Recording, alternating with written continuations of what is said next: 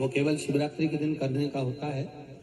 कहते हैं जिसका व्यापार ना चले, व्यवसाय ना चल रहा हो, बहुत ज्यादा कष्ट में जीवन निकल रहा हो और बहुत ही ज्यादा तकलीफ हो रही हो, तो धतूरे को हल्दी में डुबोकर शंकर भगवान को शिवरात्रि के दिन रात को 12 बजे समर्पित करें।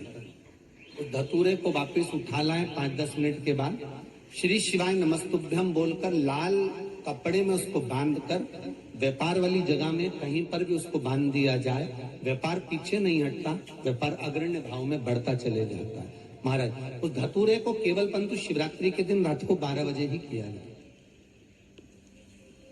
हल्दी में डुबोना पड़ता है कि बैसाख महीने में अगर शिवरात्रि पड़े और उस शिवरात्रि पर एक कलश का पात्र, लोटा तांबे का या मिट्टी में रखा हुआ जल पात्र में लेकर एक बेलपत्र का छोटा सा भाग उसमें छुआया हुआ, और फिर निवेदन कर रहा हूं, अगर बेलपत्र उस दिन नहीं मिले तो पात्र लेकर चले जाना मंदिर में। मंदिर में शंकर जी पे तो बेलपत्र चढ़ी होगी ना, अरे बोलो तो जरा, चढ़ी होगी ना। उसी बेलपत्र को धोकर फिर जल के पात्र में उसको छुआकर फिर शंकर भगवान को भाव से, दिल से जो चाहते हो, धन, वैभव, संपदा, सत्ता या रोग से मुक्ति, चाहे उदर से जुड़ी हो। हाँ, एक चीज का ध्यान करना, अगर संपदा के लिए, विवाह के लिए या विद्या के लिए या अन्य चीजों के लिए आप शिव जी को जल चढ़ा रहे हो तो उसके जल को उठाकर नहीं लाना है। और अगर रोग के लिए जल चढ़ा रहे हो कि मुझे ये तकलीफ है, घर में ये बीमारी चल रही है या रोग चल रहा है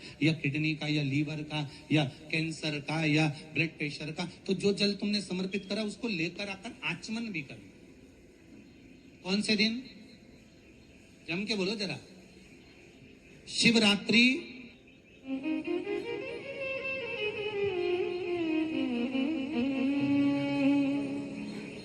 यही प्रमाण एक क्रम में और है महाराज जी। लिंग पुराण कहती है, मान लो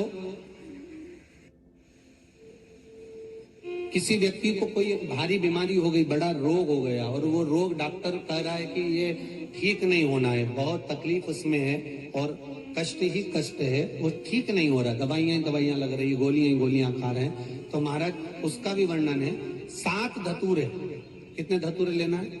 7 धतूरे। कोई सी भी शिवरात्रि से मतलब महीने में एक बार शिवरात्रि आती है, प्रत्येक महीने आती है। किसी भी शिवरात्रि के दिन 7 धतूरे लेकर एक धतूरे में मूली, लच्छा, नाड़ा लपेटकर चंद्रमौली भगवान का स्मरण कर उस मौली को लपेटकर 6 धतूरे में हल्दी लगाकर शंकर भगवान की जो जलाधारी है, जलाधारी में आपको पहले भी वर्णन किया है, शंकर भगवान का ये शिवलिंग है, ये जलाधारी है, ये भगवान का जल निकलने का स्त्रोत, चरणारविंद का भाव।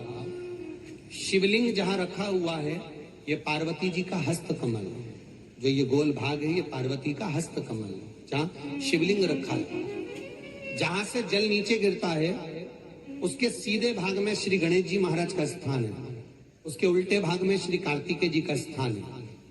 जलाधारी के सामने एक मोटी सी लाइन होती है, कहीं सांप बना होता है, कहीं स्थान बना होता है। जो मोटी सी लाइन है ये शंकर भगवान की सबसे छोटी लड़की अशोक सुंदरी का स्थान है। जलाधारी के ऊपर जो 3 टेकी लगी है ये भृगु ऋषि का, भृंगी गण का स्थान है।